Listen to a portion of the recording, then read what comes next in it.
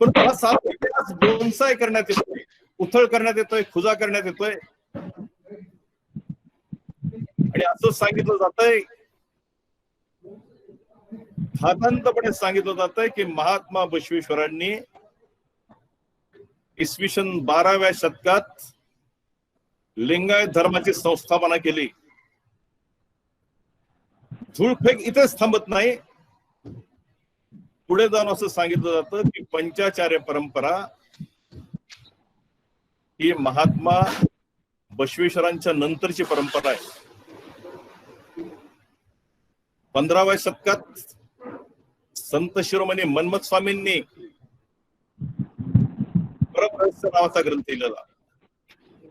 या परमरहस्याचं 16व्या अध्यायात या मन्मथ माऊलींनी असं म्हटलंय की पाची आचार्य शिवाचाराशी मूळ तया पासाव शिवाचार सकळ वीरशैव मार्ग प्रबळ विस्तार झाला. तोची मुळीचा शिवाचार्य कल्याणी अवतरला बसवेश्वर, त्यानेही केला विस्तार शिवाचाराचा. कोणी म्हणती शिवाचार नवा झाला,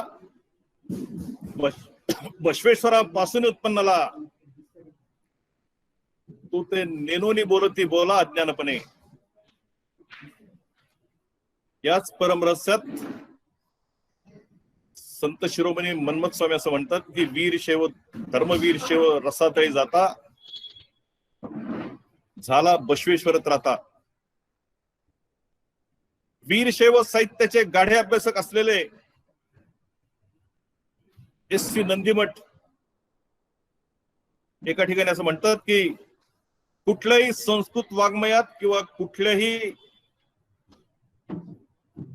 कानडी वाङ्मयात महात्मा बसवेश्वरांनी लिंगायत धर्म संस्थापित केल्याचा पुरावा आढळत नाही. स्वतंत्र धर्म आंदोलनाचे प्रवर्तक ज्यांना म्हटलं गेलं ते डॉक्टर शिवलिंग शिवाचार्य अहमदपूरकर महाराज स्पष्टपणे असं सांगतात की महात्मा बसवेश्वर लिंगायत धर्माचे संस्थापक होऊ शकत नाही. सोलापूर विद्यापीठाचे माजी कुलगुरू, बसव साहित्याचे वीरशैव साहित्याचे गाढे अभ्यासक डॉक्टर इरेश स्वामी असं सांगतात की वीरशैव परंपरा ही बसवेश्वरांच्या सुरुवातीपासूनची पूर्वीपासूनची परंपरा आहे. किंबहुना वीरशैव परंपरेतील जातवेद मुनी यांनी महात्मा बसवेश्वरांना दीक्षा दिली. स्वतः महात्मा बसवेश्वरांनी त्यांच्या वचन साहित्यात कुठेही मी नव्या धर्माला जन्माला घालतोय असा स्वरूपाचा उल्लेख केलेला नाही. महात्मा बसवेश्वर आणि तत्कालीन शिवशरणांच्या वचन साहित्यात लिंगायत हा शब्द कुठेही धर्म या अर्थाने आलेला नाही. किंबहुना महात्मा बसवेश्वरांपासून ते हेमगल हंप पर्यंतच्या 30 शिवशरणांच्या वचन साहित्यात सुमारे 221 वेळा वीरशैव नावाचा शब्द आलाय. परंतु या वीरशैव शब्दाचं अस्तित्वच नेस्तनाबूत करायचा प्रयत्न चाललाय. या वीरशैवांच्या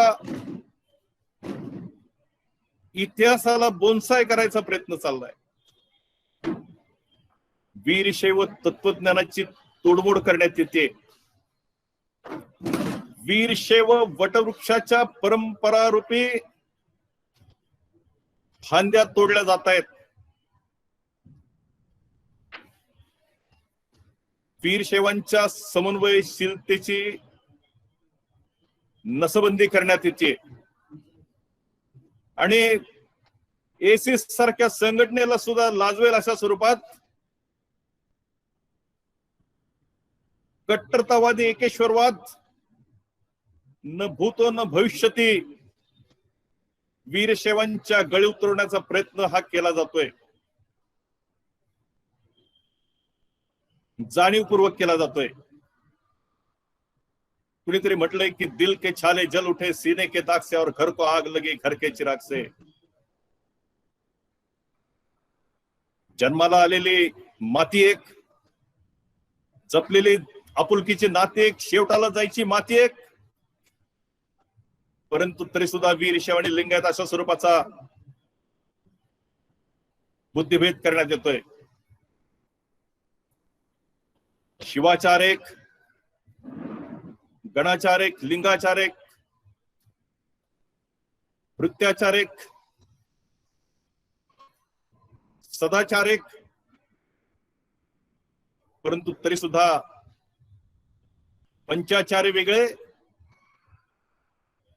आणि विरक्ताचार्य वेगळे अशा स्वरूपाच्या बुद्धिभेदाची मांडणी करण्यात येते. गुरुलिंग संकल्पना एक, प्रसाद पादोदक संकल्पना एक, मंत्र रुद्राक्ष भस्म संकल्पना एक,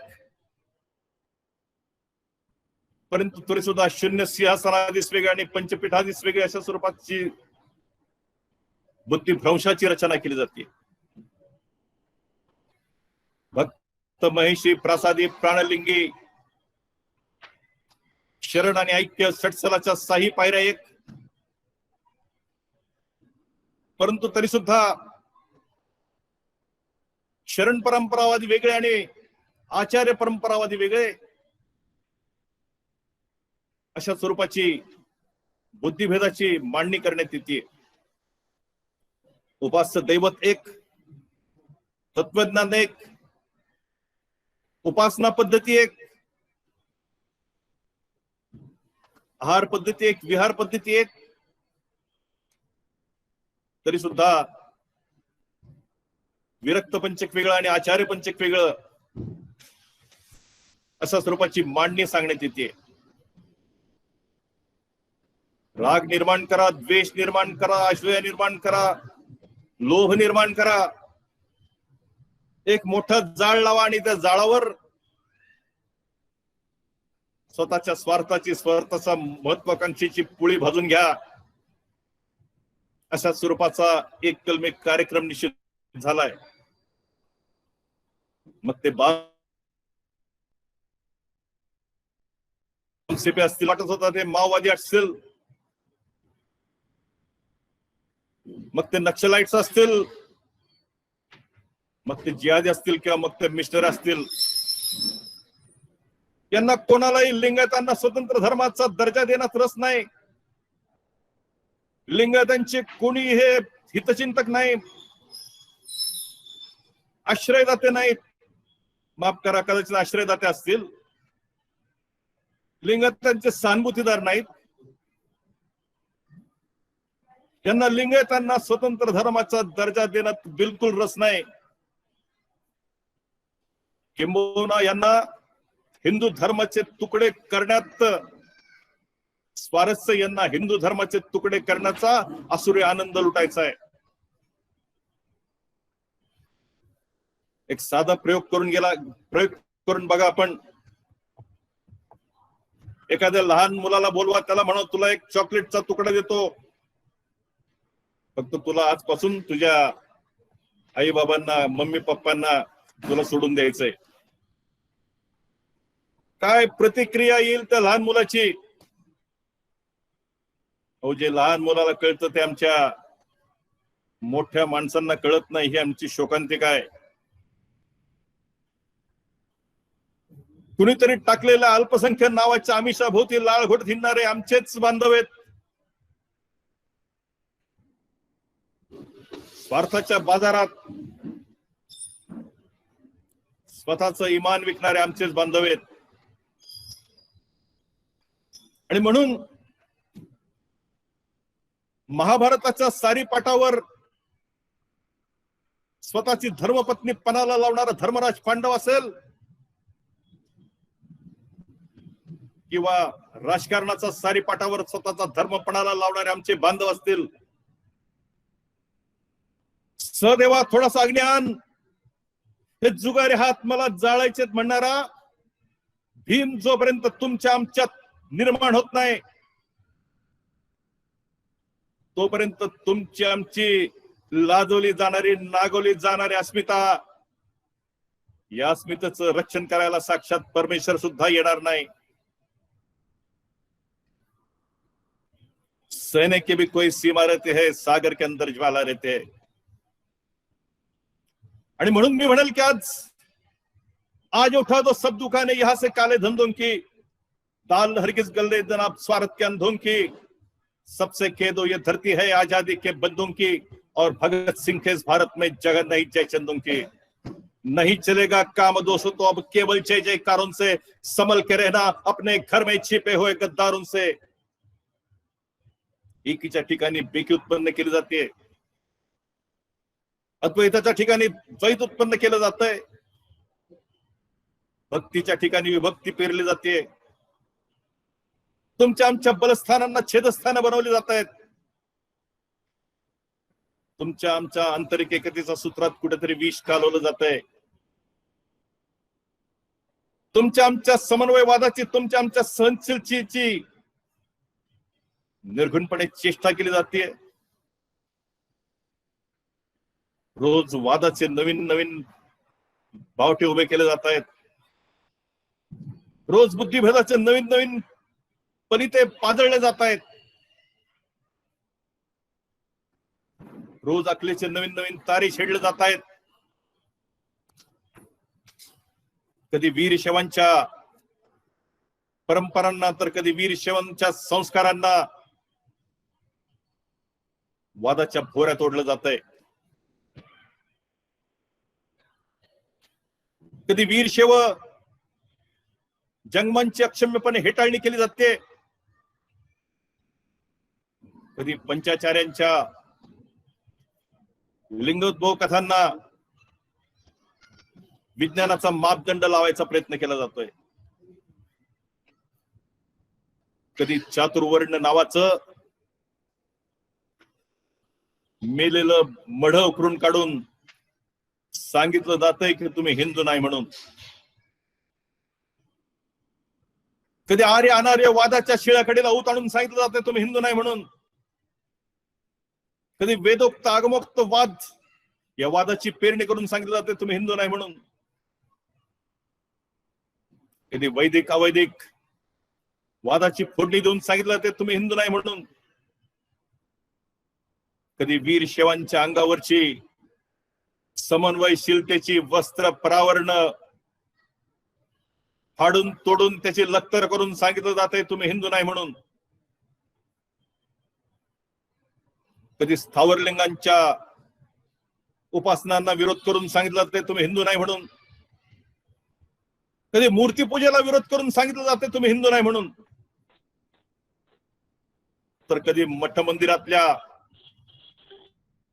कार्यक्रमांच्यावर निर्बंध आणून सांगितलं जाते तुम्ही हिंदू नाही म्हणून. या स्वतंत्र धर्मवाल्यांना हिंदू समाज आणि वीर शैव समाजातील सामरस्याचे बिंदू, सामरस्याचे मुद्दे कधीच दिसले नाहीत. हिंदू धर्मातील उपास्य दैवत असलेलं भगवान शंकर आणि वीर शैव संप्रदायातील उपास्य दैवत असलेले भगवान शंकर यांचं एकत्व यांना कधी दिसणार नाही. हिंदूंच्या नवविधा भक्तीची उदात्तता आणि वीर शैवांच्या षटस्थल भक्तीची उत्कटता यांचं एकत्व यांना कधी दिसलं नाही.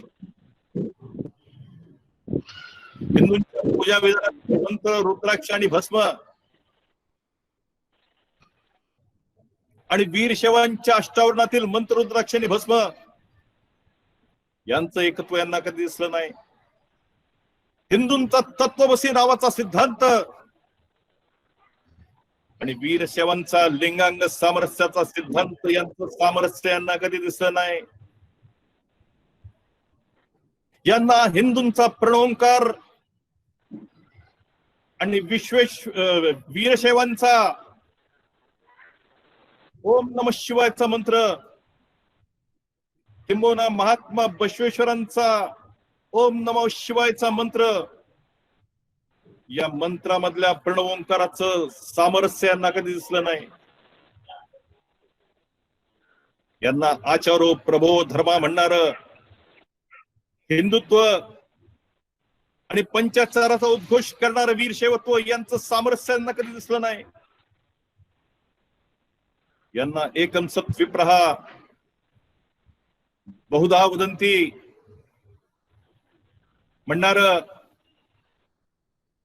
हिंदुत्व आणि कुडल संगम देव नल्लेदी इल्ल हिंदुत्व वेदा म्हणणार बसवेश्वरांचं वचन याच्यातलं सामरस्य कधी दिसलं नाही. परंतु यांना ख्रिश्चनांच्या गळ्यात रुळणारा क्रॉस आणि वीरशैवांच्या गळ्यातलं इष्टलिंग याचं साधर्म्य मात्र जरूर दिसतं. यांना मुसलमानांच्या अंत्येष्टीची पद्धत आणि वीरशैवांच्या अंत्येष्टीची पद्धत याचं साधर्म्य मात्र जरूर दिसतं. यांना पंढरीच्या पांडुरंगाच्या मस्तकावरचा शिवलिंग कधी दिसणार नाही. यांना बार्शीच्या भगवंताच्या दिसणार नाही. यांना अनंत शयन मंदिरातील अनंत पद्मनाभांच्या हातातील शिवलिंग कधी दिसणार नाही. यांना वळवणीच्या वीरभद्राच्या मस्तकावरचा शिवलिंग दिसणार नाही. यांना सोडमरच्या कुमार स्वामीच्या मस्तकावरचा शिवलिंग दिसणार नाही. यांना आई तुळजाभवानीच्या मस्तकावरचा शिवलिंग दिसणार नाही. आई अंबाबाईच्या मस्तकावरचा शिवलिंग दिसणार नाही. काशी विशालाक्षीच्या मस्तकावरचा शिवलिंग दिसणार नाही. कांची कामाक्षीच्या मस्तकावरचा शिवलिंग दिसणार नाही. यांना शाकंभरी देवीच्या हृदयस्थळावरचा शिवलिंग दिसणार नाही.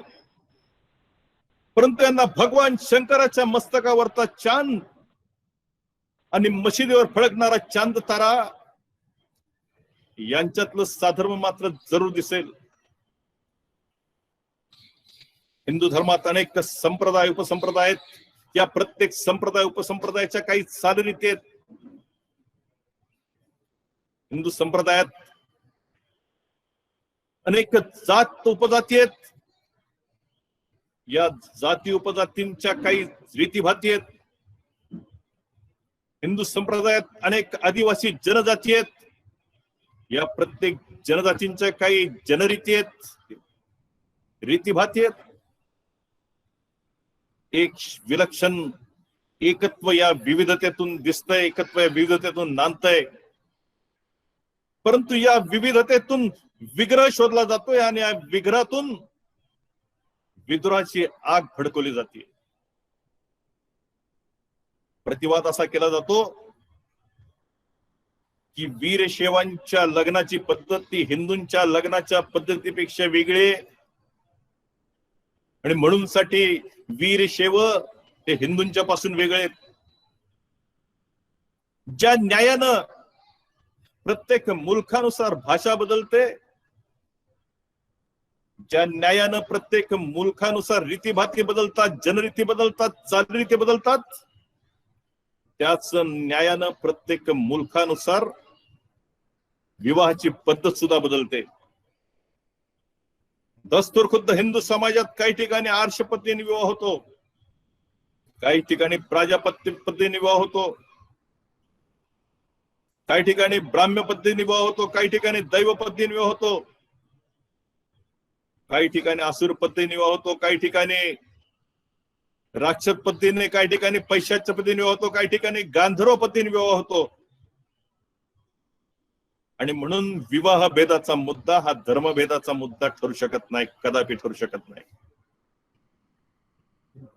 हिंदू समाजातली अंत्येष्टीची पद्धत आणि वीरशैव समाजातली अंत्येष्टीची पद्धत वेगळी असा प्रतिवाद केला जातो. आणि म्हणून वीरशैव हिंदूंच्या पासून वेगळं असं सांगितलं जातं. हिंदूंच्या मध्ये जाळलं जातं, वीरशैवांच्या मध्ये पुरलं जातं, म्हणून हिंदूंपासून वीरशैव वेगळे. परंतु हिंदू समाजातील अनेक जाती, अनेक जनजाती मी तुम्हाला या ठिकाणी सांगेल की ज्यांच्यामध्ये पुरण्याची पद्धत आज विद्यमान आहे. गोसावी समाज असेल, रावळ समाज असेल, डोंबारी समाज असेल, मेंढगी समाज असेल, धवळा नंदीवाला समाज असेल, भराडी गोंधळी समाज असेल, सपेरनाथ समाज असेल, कुंची कोरवा समाज असेल, मर्याईवाला समाज असेल, साधू समाज असेल, संन्यासी समाज असेल, या सगळ्या समाजामध्ये पुरण्याची पद्धत आजही विद्यमान आहे. आणि म्हणून अंत्येष्टीचा मुद्दा हा धर्मभेदाचा मुद्दा कदापि ठरू शकत नाही. एक विलक्षण उदारमतवादी संप्रदाय, एक विलक्षण विरोधरहित संप्रदाय, एक विलक्षण समन्वयशाली संप्रदाय म्हणून ज्या संप्रदायाची ओळख, म्हणून ज्या संप्रदायाचा लौकिक, म्हणून ज्या संप्रदायाची ख्याती भारतीय संस्कृतीच्या, हिंदू संस्कृतीच्या प्रांगणात राहिली, तो संप्रदाय म्हणजे वीरशैव संप्रदाय. सिद्धांत शिखामणी या वीरशैव संप्रदायाचा मुख्य ग्रंथ आहे, प्रमुख ग्रंथ आहे, अनेक ग्रंथापैकी एक ग्रंथ आहे. या सिद्धांत शिखामणीतील एक श्लोक मी या ठिकाणी सांगेल की सांख्य योगा पांचरात्र वेदा पाशुपत तथा एतानि मानभूतानि नोप्यहन्यानि युक्तिभिः. निरीश्वरवादी सांख्यमत असेल, पतंजलीचं योग दर्शन असेल, पांचरात्र वेद दर्शन असेल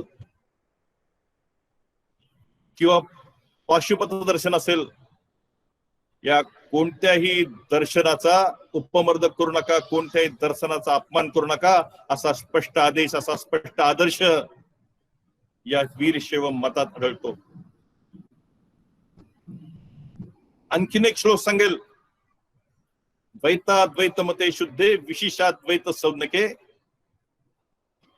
वीरशैवैक सिद्धांते सर्व श्रुती समन्वय. द्वैतमत असेल, अद्वैत मत असेल, विशेष अद्वैत मत असेल, या कोणती जरी मत असली तरी वीरशैवांची भूमिका ही सर्व श्रुती समन्वयाची पाहिजे, असा दंडक या सिद्धांत शिखामणीने वीरशैवांसाठी घालून दिलेला. क्रियासार नावाच्या ग्रंथात नीलकंठ शिवाचार्यांनी अशी व्याख्या केली वीरशैव शब्दाची की विरोधरहितम शैवम वीरशैव विदर्भदः. आमची कोणाला ऍलर्जी नाही, कोणाची आम्हाला ऍलर्जी नाही, अशी रचना आमच्या संप्रदायाची आहे. आणि म्हणून समन्वयशीलता हेच ज्या संप्रदायाचं प्रमुख उद्दिष्ट राहिलं, प्रमुख वैशिष्ट्य राहिलं, त्या संप्रदायाला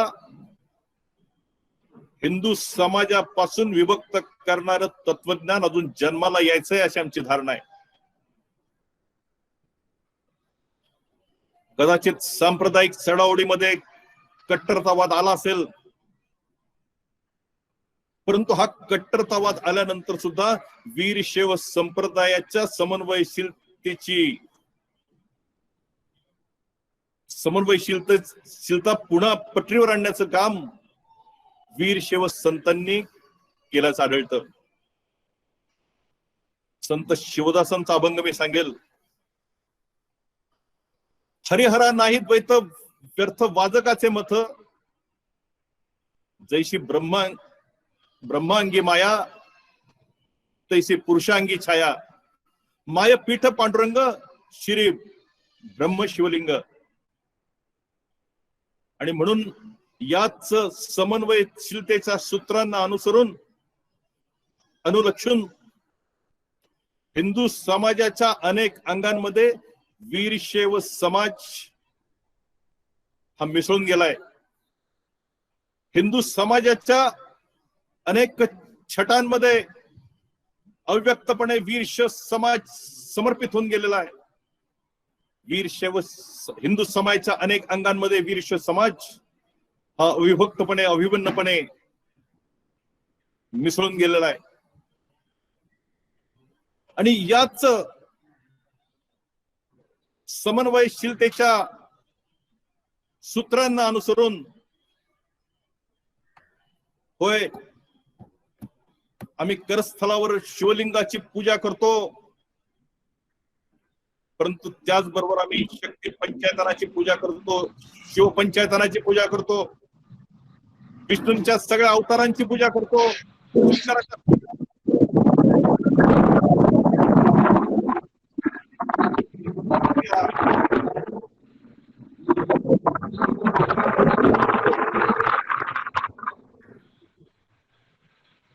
कोण म्हणतं आम्ही हिंदू नाही? याच समन्वयशीलतेच्या सूत्रांना अनुसरून होय आमच्या गळ्यात शिवलिंग असतं, परंतु त्याचबरोबर आम्ही कुलदेवतेच्या यात्रेला जातो, कुलदैवताच्या यात्रेला जातो, 12 ज्योतिर्लिंगांच्या यात्रेला जातो, रामांच्या यात्रेला जातो, अष्टविनायकाच्या यात्रेला जातो, 11 मारुतीच्या यात्रेला जातो. कोण म्हणतं आम्ही हिंदू नाही? आमच्या हृदयस्थळावर शिवलिंग विराजमान असतं, परंतु त्याचबरोबर आम्ही हिंदूंचे सगळे सण साजरे करतो. आम्ही हिंदूंचे 3.5 मुहूर्त साजरे करतो, हिंदूंचा दसरा साजरा करतो, हिंदूंची दिवाळी साजरी करतो, हिंदूंचा पाडवा साजरा करतो.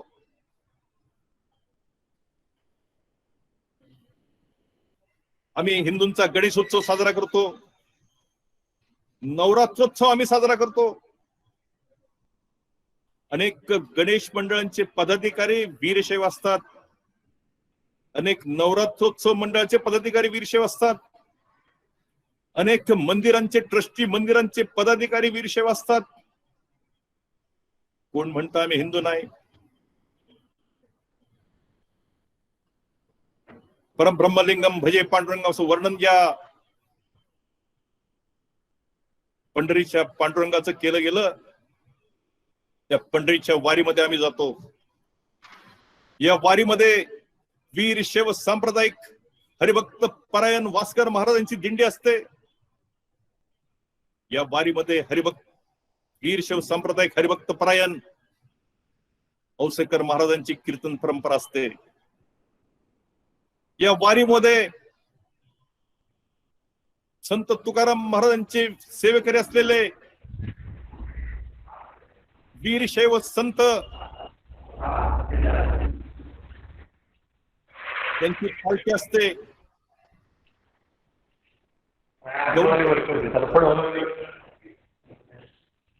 या वीरशैव अनेक या पंढरीच्या वारीमध्ये अनेक वीरशैवांच्या व्यवस्था या वैष्णवांच्या मठात केल्या असतात. अनेक वैष्णवांच्या व्यवस्था या वीरशैवांच्या मठात केल्या असतात. वीरशैवांच्या व्यवस्था वैष्णवांच्या मठात केलेल्या असतात. कोण म्हणतं आम्ही हिंदू नाही म्हणून? एक विलक्षण एकत्व नांदत असतं. कोण म्हणतं आम्ही हिंदू नाही म्हणून? मूर्तीपूजेला विरोध करून सांगितलं जातंय की तुम्ही हिंदू नाही म्हणून. वीरशैवांच्यात मूर्तीपूजा केली जात नाही, हिंदूंच्या मध्ये मूर्तीपूजा केली जाते, म्हणून आपण हिंदूंच्या पासून वेगळे. आमच्या करस्थळावरच्या इष्टलिंगामध्ये जसा देव बघण्याचा अधिकार आम्हाला आहे, जसा देव आम्हाला दिसतो तसाच तो देव भक्त मार्कंडेयाला दिसला असेल, तसाच तो देव भक्त पुंडलिकाला दिसला असेल, तसाच तो देव संत रामदासांना दिसला असेल, तसाच पंढरीचा विठोबा अनेक संतांना दिसला असेल, तसेच माय भवानी तलवार देताना छत्रपती शिवाजी महाराजांना दिसले असेल, तसेच काली माता रामकृष्ण परमहंसांना दिसले असेल. परंतु देव बघण्याचा अधिकार फक्त माझा आहे आणि तो फक्त इष्टलिंगातच आहे. ही तुगलकी मानसिकता निंद ठरते, निषेधार्ह ठरते. ज्या पाषाणाची मूर्ती बनलेली असते त्याच पाषाणाचा अंश शिवलिंगामध्ये असतो, परंतु या विरोधाभासाचं उत्तर त्यांच्याकडे नाही. स्वतंत्र धर्म आंदोलनाच्या मोर्चाची सुरुवात महात्मा बसवेश्वरांच्या पुतळ्याला, महात्मा बसवेश्वरांच्या मूर्तीला हार घालून होते. परंतु मूर्तीपूजेला मात्र विरोध केला जातो, याचं उत्तर त्यांच्यापाशी नाही. स्थावरलिंगांच्या यात्रांना विरोध केला जातो, स्थावरलिंगांच्या ठिकाणी जाण्याला विरोध केला जातो. परंतु अनेक शिवचरणांच्या, स्थावरलिंगांच्या वचनमुद्रिकांच्या वचनांचे दाखले राणा भीमदेवी थाटात ही मंडळी देत असतात. या विरोधाभासाचं उत्तर त्यांच्यापाशी नाही. बसवेश्वरांची वचनमुद्रिका असलेला कुडल संगम देव स्थावरलिंग स्वरूपात आहे. सिद्धरामेश्वरांची वचनमुद्रिका असलेला कपिल सिद्ध मल्लिकार्जुन स्थावरलिंग स्वरूपात आहे. अक्क महादेवींची वचनमुद्रिका असलेला चंद मल्लिकार्जुन स्थावरलिंग स्वरूपात आहे. अमुगी देवांची वचनमुद्रिका असलेला सिद्ध सोमनाथ स्थावरलिंग स्वरूपात आहे. अक्कम्मांची वचनमुद्रिका असलेला रामेश्वर लिंग स्थावरलिंग स्वरूपात आहे. याची वचनमुद्रिका असलेला गौरेश्वर लिंग स्थावरलिंग स्वरूपात आहे. शिवशरणी सत्यवतीची वचनमुद्रिका असलेला शंभू जक्केश्वर स्थावरलिंग स्वरूपात आहे.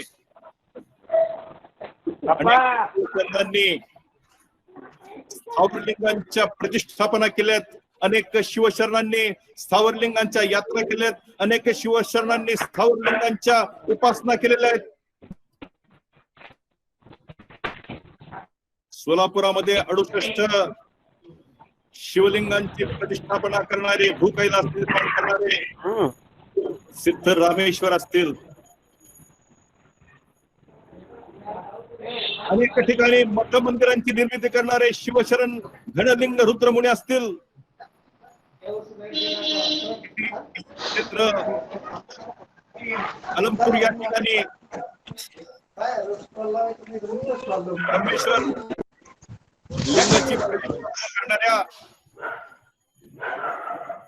आणि रामेश्वर लिंगाच्या ठिकाणी महात्मा बसवेश्वरांचं मंदिर उभारणाऱ्या शिवशरणी वरदानी दानम्य असतील, कोठार सोमनाथाची प्रतिष्ठापना करणारे शिवशरण सोडर बासरस असतील, कुलगिरी सोमनाथाची प्रतिष्ठापना करणारं अद्यय आणि प्रसाद शरणी पद्मावती नावाचं दाम्पत्य असेल, श्री क्षेत्र अबलूर तीर्थक्षेत्राच्या ठिकाणी ब्रह्मेश्वर लिंगाचा जीर्णोद्धार करणारे आणि त्याच ठिकाणी वीर सोमेश्वर लिंगाची प्रतिष्ठापना करणारे